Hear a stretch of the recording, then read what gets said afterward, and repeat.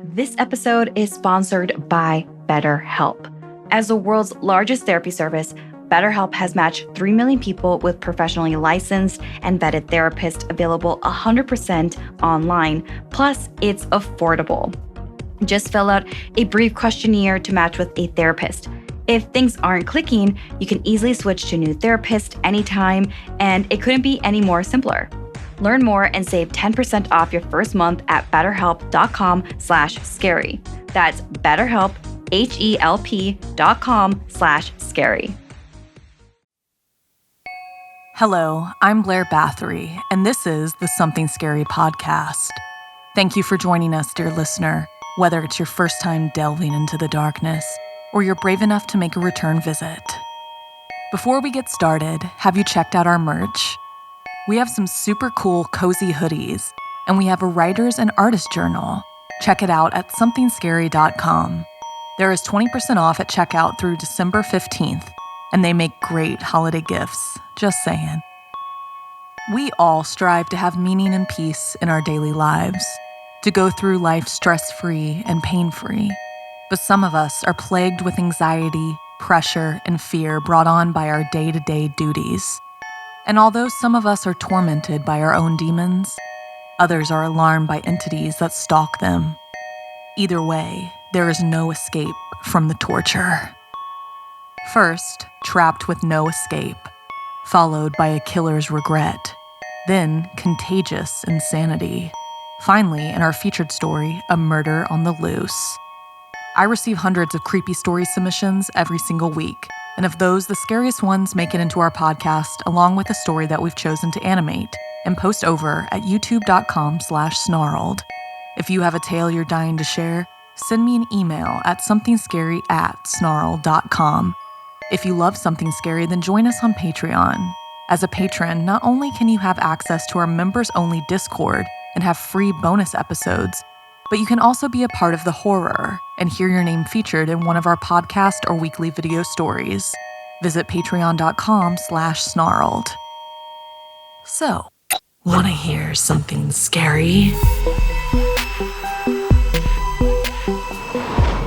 The Tortured Ones. All of the horror movies and TV shows in the world cannot prepare you for experiencing something paranormal in the flesh, and it will haunt you forever. Like in this story written by Janine Pipe. I can't say I've ever been that interested in my mom's job before. As a realtor, there's not much she can impress me with. Until that is when she came home to tell me she was going to be doing an open house at a very cool property I might actually want to come look at with her. I know how much you love Stranger Things. Well, what if I told you the old Claremont property was actually used as the Creel house and I can take you there? She asked. Of course, I'd known they used a location in my city of Rome, Georgia to film and that the property was heavily out of bounds. But my mom informed me it was now for sale and her office was dealing with it. She needed a visit to check some stuff out and I could go with her. As we drove up to the house, I was awestruck by how large it was and how fancy the exterior was. My mom had told me that until a few years ago, it was a B&B, but had fallen on hard times and had been forced to close. It remained private property while it was used as a filming location, and now it was up for sale. She also told me there was whispers in the community about it being haunted, but that was just hearsay, and bored school children trying to invent a bit of excitement. Apparently, there was an unfinished attic, and that was the so-called hotspot for activity. Mom frowned at this point, saying she wasn't entirely sure why it had remained unfinished, but that she would spin it to potential clients by suggesting it could be used as a huge master bedroom with half bath, or even a game room or home theater. We both took a ton of pictures of the front of the house and the beautiful lawns. I turned out as she was talking shop when we approached the front door. It took a moment or two for her to work through the various locks. It had been kept secure. We were the first people going in there for months. Mom walked from room to room, taking endless photos and making notes, taking measurements, and when I wandered off alone, she didn't even seem to notice. As well as trying to visualize certain things from the TV show in my mind as I walked up the stairs, I knew I needed to see the attic. I could hear my mom on her phone to her office, and I knew I had at least 10 minutes before she called out for me. I quickly snooped about the bedrooms, and there it was, the hatch door for the attic. I reached up and pulled it down, covering my eyes, expecting to be greeted with a ton of dust and cobwebs, but there was no debris. The stairs seemed sturdy, so I went up. Mom still engaged in her phone call. As expected, it was super cold up there, but I put that down to lack of heating and being closed up. Nothing supernatural. It certainly was unfinished, too. Parts of the huge space were just bare floorboards and brick walls. I knew I had to walk from one window to the other, no matter how cold and seemingly damp it was, and that the lighting was dim. If there was even the slimmest chance of seeing a ghost, I wanted in. I walked across the room, swearing it had gotten colder, darker when... Buzz! I jumped so high I almost knocked my head. It was just some random notification on my cell, but then I saw the photos I had taken out front. Now that I looked at the last one, there seemed to be something in one of the windows. I zoomed in closer and almost dropped the phone. There, at the window, was a face, and it was the exact window I was standing in front of right now. And even more scary, although it was incredibly blurred, the face almost looked like me. I didn't know what to think, but I did know I needed to get the hell out of there. Just as I ran back over the steps, a hand reached up through the hatch and I screamed, "Aaron!"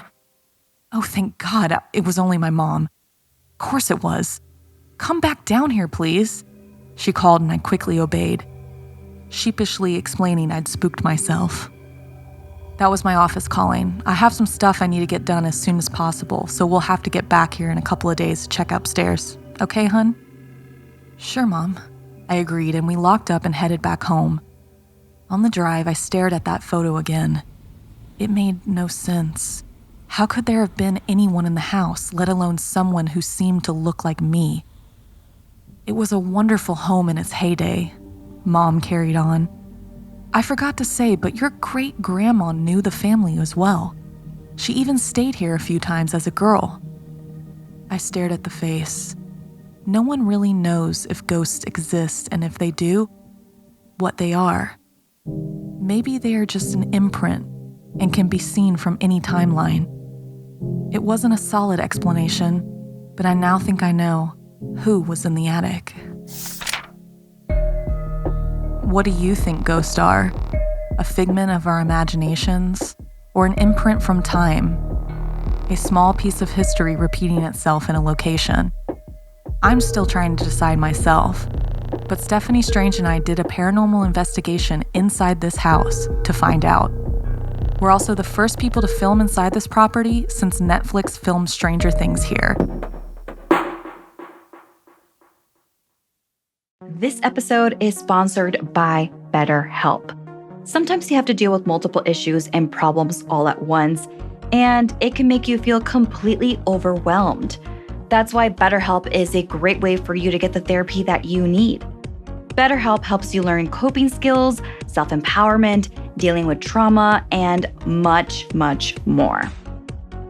As the world's largest therapy service, BetterHelp has matched 3 million people with professionally licensed and vetted therapists available 100% online, plus it's affordable. Just fill out a brief questionnaire to match with a therapist. If things aren't clicking, you can easily switch to a new therapist anytime, and it couldn't be any more simpler. No waiting rooms, no traffic, no endless searching for the right therapist. Learn more and save 10% off your first month at betterhelp.com/scary. That's BetterHelp, HELP.com/scary. Doctors are so desensitized to the pain and anguish of the sick. When they become the patient themselves, it can drive them mad. Like in this story, inspired by Liam. I was the head of the psychiatric ward in a historic asylum that had been established sometime between the 1830s to the 1840s. One of my highly schizophrenic patients was complaining of deafening tapping anytime he took a step. I just assumed it was another one of his quite frequent delusions. Shortly thereafter, he claimed to be deaf and could hear absolutely nothing. I found this odd because of the fast change of complaints. He went from screaming at the top of his lungs to begging on his knees for a sound, any sound. One of my coworkers concurred that the patient exhibited deafness in both ears. Then something peculiar occurred. I decided to observe the patient in person. The moment I stepped into the room and closed the door, his eyes darted in my direction. I attempted to begin a conversation with him, but he was unresponsive. Suddenly, he stood up and made his way towards me at a rapid pace. Faster than I could call for backup, he sunk his teeth into my shoulder, with some oddly colored saliva dripping from his mouth. I pushed him back and yelled in agony, the attack strong enough to have broken the skin. Security ran in and restrained him. However, before they could muzzle him, he said something that shook me to my core. "You're next, doctor." He then began to giggle. I rolled my eyes to seem nonchalant, but my heart was pounding in my chest. After taking a few sips of water in the lounge to calm my nerves, I made my way to the exit. I couldn't get those words out of my mind. "You're next, doctor." What did that mean? I headed to my car, putting my keys into the ignition, and I attempted to start it. That's weird, I thought to myself. I looked at the gas meter. "Got to be kidding me," I said, punching the dashboard in frustration. The tank was completely empty. Well, looks like I'm walking back home, I thought to myself. I took the keys out of the ignition, dropping them into my pocket, and began to walk home. Out of nowhere, a tapping noise started. I just thought it was one of those nighttime sounds. Then I realized that it was in synchronicity with my steps. If I stopped walking, the noise would stop and restart when I continued walking. I also came to the realization that the closer I got to my house, the louder it became. The words of the patient from before suddenly popped back into my mind. Was I experiencing one of my patient's delusions? No, that's impossible, right? The sound continued growing. It was nearly deafening by now. My head was thumping from the sheer vibrations in my body. I fell to the floor, uncertain of when this torture would end.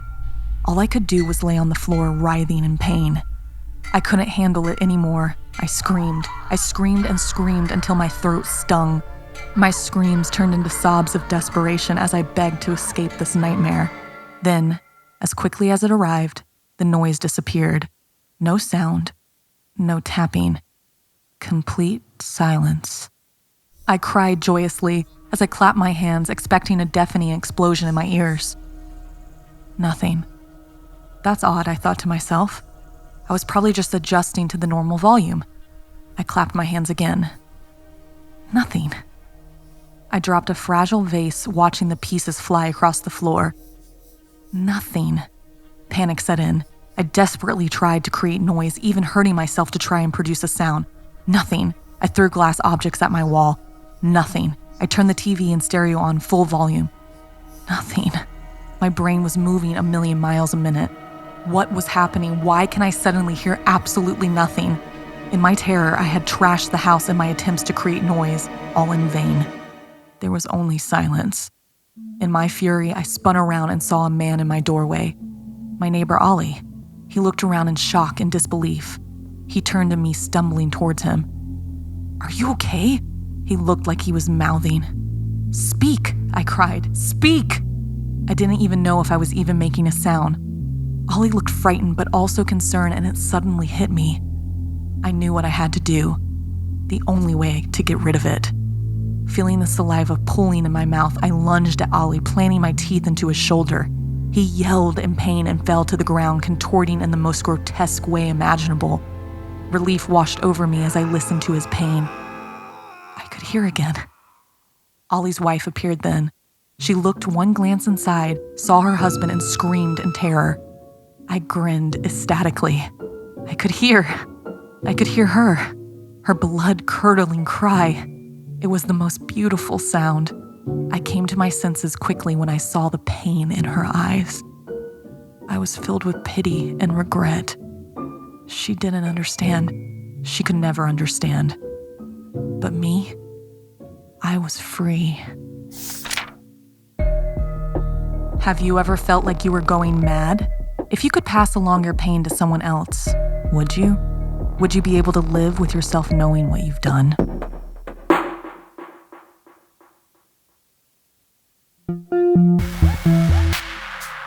You cannot believe everything you read on the internet, or it may drive you insane, like in this story written by Janine Pipe. Becca took a deep breath. This was really happening. Not only was it really happening, but she had orchestrated the entire thing, made it happen. This was the big moment. Only it was absolutely typical that now she was starting to wonder what the hell she had gotten herself into.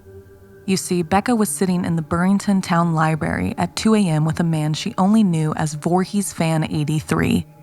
Unable to use the power since they had broken in and couldn't have anyone know they were there, they lit a couple of candles, just to be able to guide them. They sat together on the floor. Between them was a book, a quill, and a knife. Becca had watched Voorhees Fan 83 cut his hand and write his name using the quill and blood on the page of the book. She repeated the process, wincing as the blade opened her skin. It hurt a lot more than she'd expected. She too wrote her name and sat back, nursing her hand. The man, who of course she had met online, looked at her and nodded. He reached for the knife and held it over the book. Then they both spoke, Becca a little shakily. What is the most powerful weapon?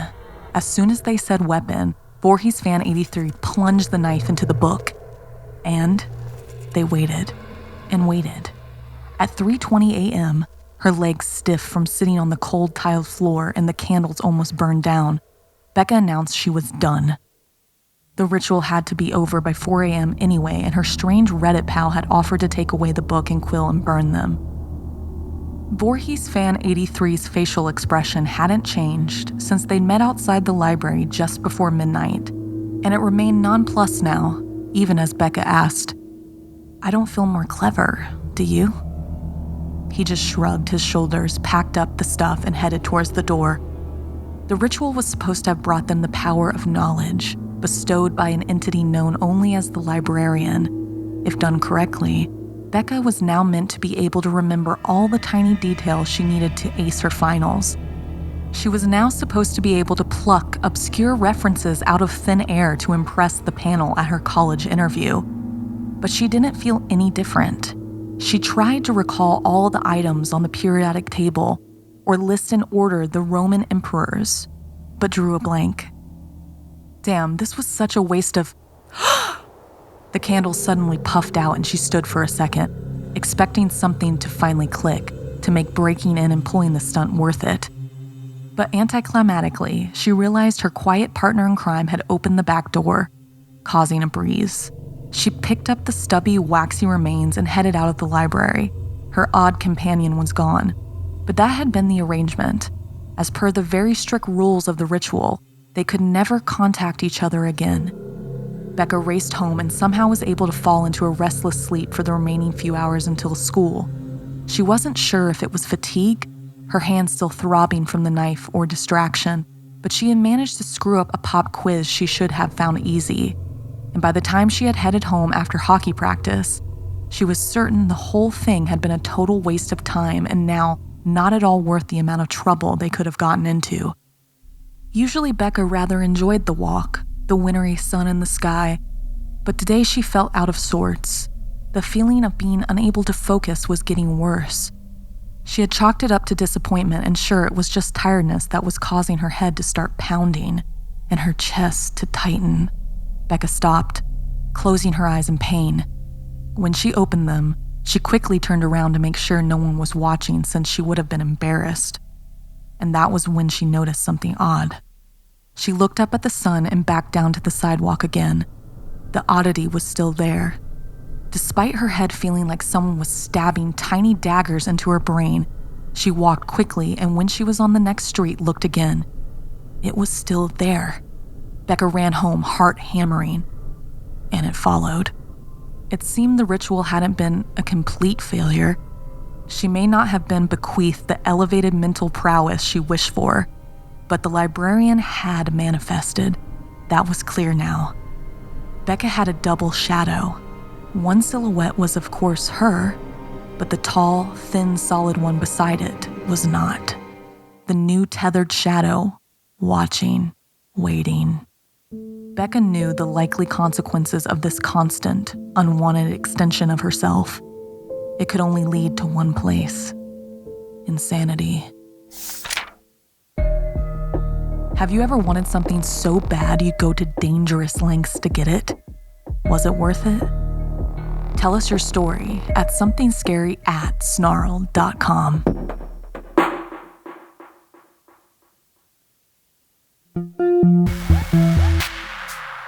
In our final story, join my co-host Stephanie as she tells the tale of a Native American urban legend inspired by Hannah and now animated over on our YouTube channel.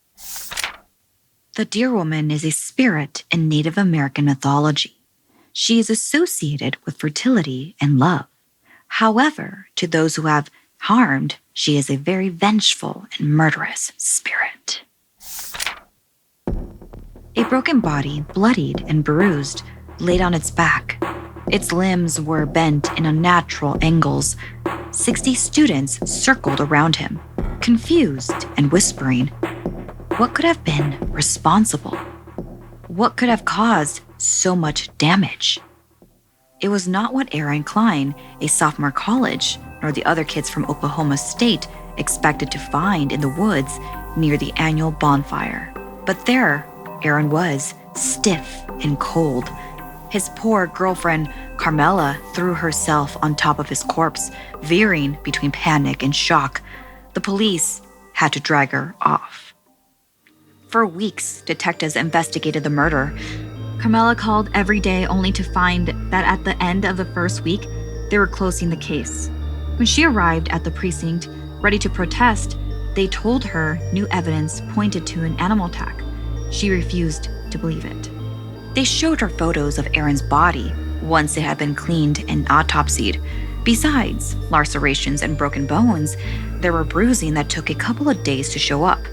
It revealed what looked like hoof marks all over on his torso and chest. But what kind of animal could do all of that? The detectives left her to process. Not convinced, Carmela grabbed the files and bolted out the door. She would find out who really murdered her boyfriend herself. Rushing over to her best friend Dia's dorm room, she laid out the paperwork and begged for help. Attempting to console her friend, Dia began looking through the file, occasionally reading interviews with other students. Dia snuck a peek at Carmela and quickly tried to hide the papers. Carmela ripped the file from Dia. It was an account from a girlfriend named Piper, who claimed she had been hooking up with Aaron for months. After rummaging through the stacks of paper, she found more. Evie, Mallory, and Journey were all claiming Aaron had sent them creepy DMs. The detective's chicken scratch noted that Aaron was a player whose girlfriend had no clue. Carmela choked back a sob. Then she noticed another scribble. This saying the cause of death was internal bleeding caused by blunt force from an animal or unknown entity. Dia held Carmela as she wept. Then Dia spoke. Aaron was a creep. It was tragic, but maybe this was the only way. Carmela glared at her friend. She shook as she announced she was going to the woods to find whatever animal hurt Aaron and would kill it herself, and she ran out of the dorm room. And Dia followed after her. Carmela entered the clearing where Aaron's body had been discovered. Using the light from her cell phone, she looked around. The bush behind her began to shake. She turned around and the flash illuminated what had happened to a 10-foot tall animal, something between a deer and a human. It towered over her on 2 legs. Terrified, Carmela chucked her cell phone as hard as she could, hitting the animal square in the face. It shook its head in pain and ran off.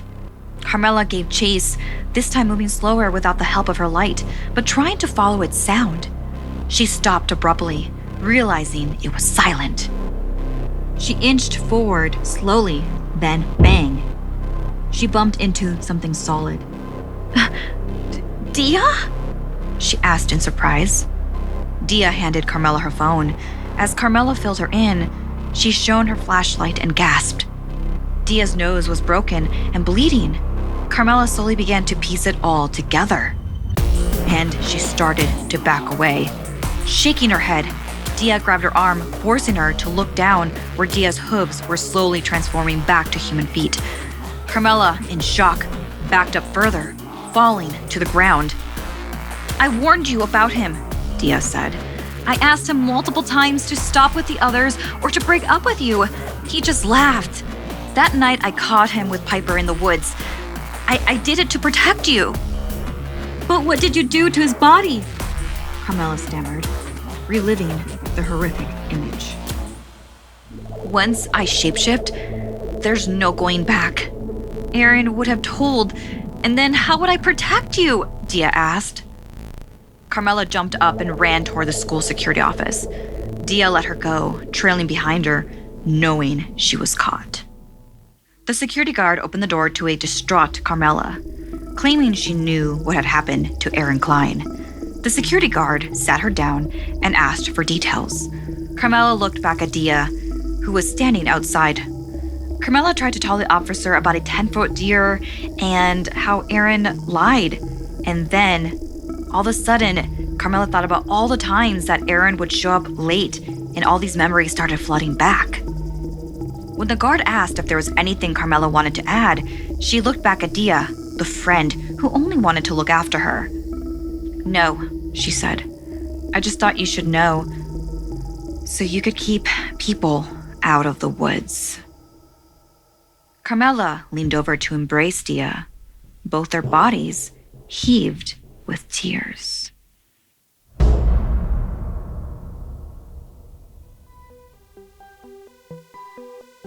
This week's podcast stories were edited by Sarah Lukasiewicz, Janine Pipe, and Stephanie Strange. Narration by Blair Bathory and Stephanie Strange. Audio edited and mixed by Fitz Harris. Additional audio editing by Calvin Linderman. Art and graphics by Irma Richardson. Produced by Anna Villalobos. Executive produced by Gail Gilman. Music by Sapphire Sindalo and Calvin Linderman.